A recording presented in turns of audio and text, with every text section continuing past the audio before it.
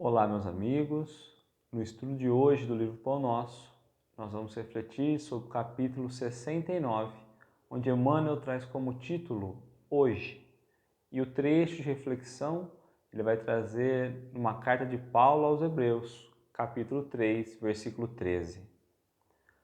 Antes, exortai-vos uns aos outros todos os dias, durante o tempo que se chama hoje, para que nenhum de vós se endureça pelo engano do pecado.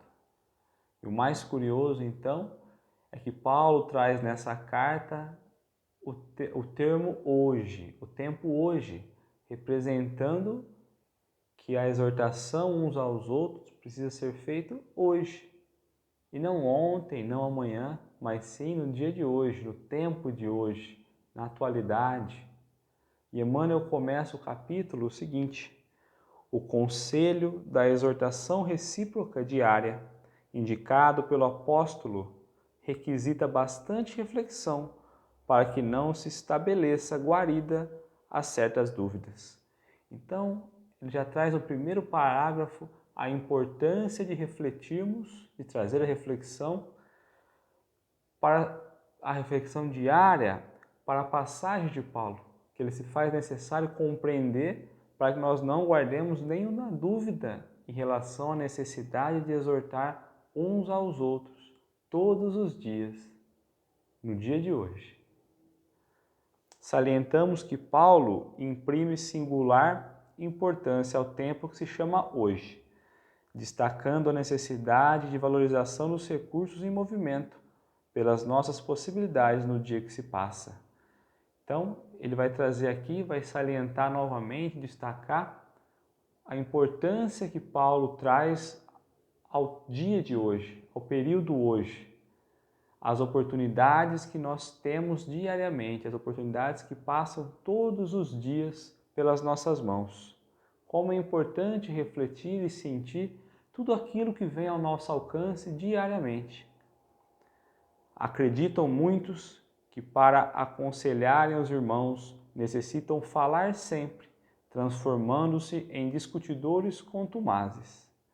Importa reconhecer, porém, que a advertência, quando se constitui somente de palavras, deixa invariável vazio após a sua passagem.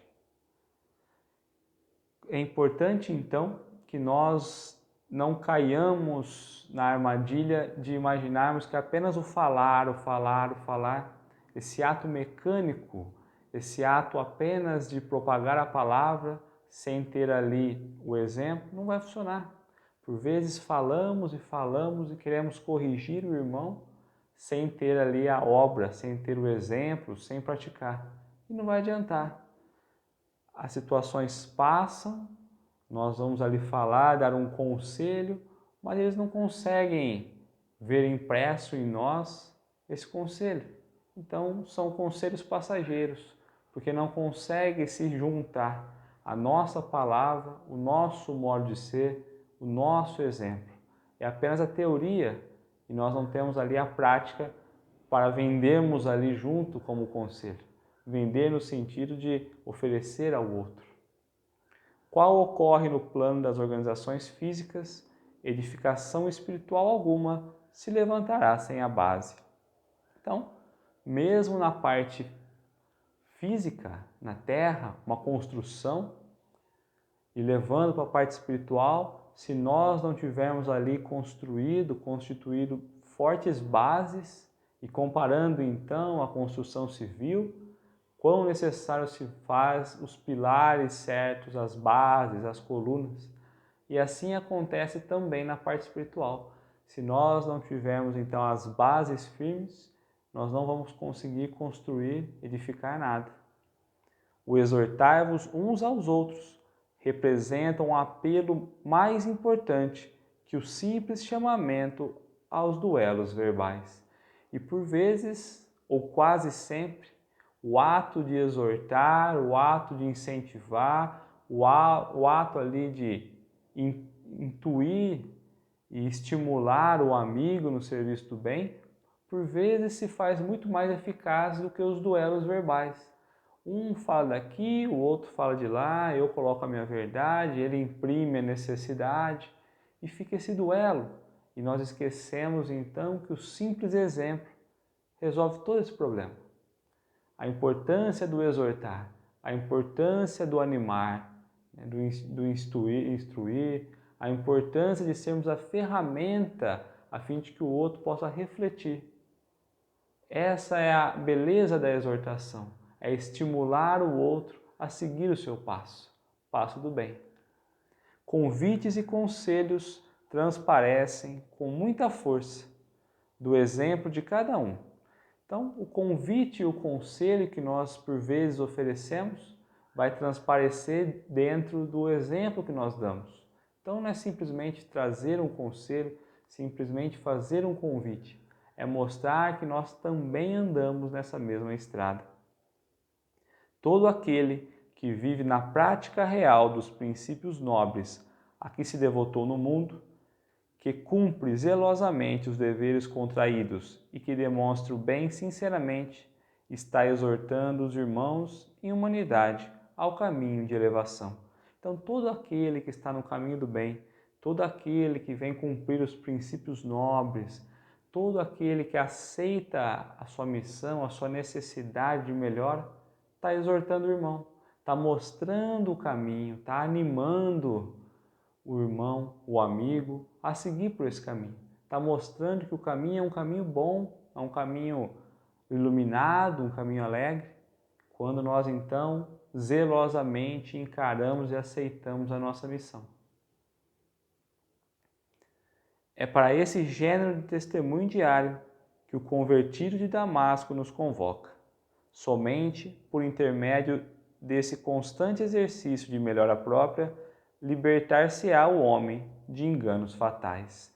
Então, somente no trabalho do bem, praticando, buscando a nossa melhora, buscando a nossa reforma, entendendo o que nos traz aqui, o que nos fere, o que nos dói, e corrigindo, colocando amor, ajudando o outro, estimulando o outro no crescimento, é que nós vamos conseguir então nos libertar das nossas falhas, daquilo que nós nos enganamos como sendo bons, mas na verdade não é.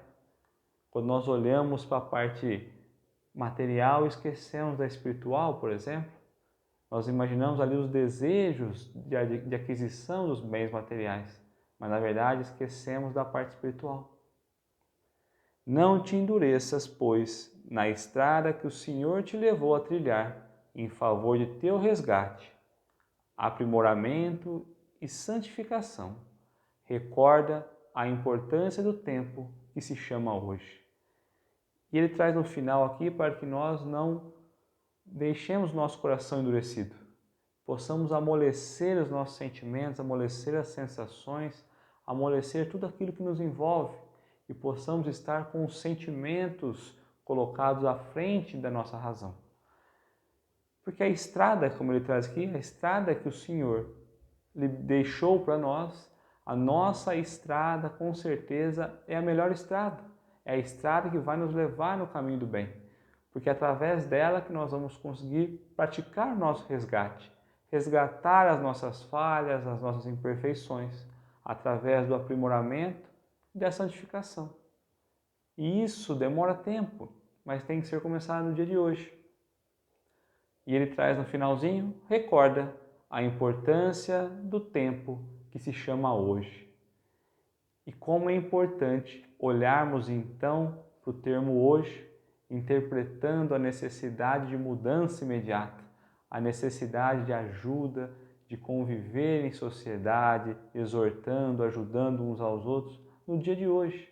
Porque amanhã é outro dia, o ontem já foi, e se faz importante a compreensão da atualidade, de dar o primeiro passo, de se transformar no dia de hoje. Muito obrigado.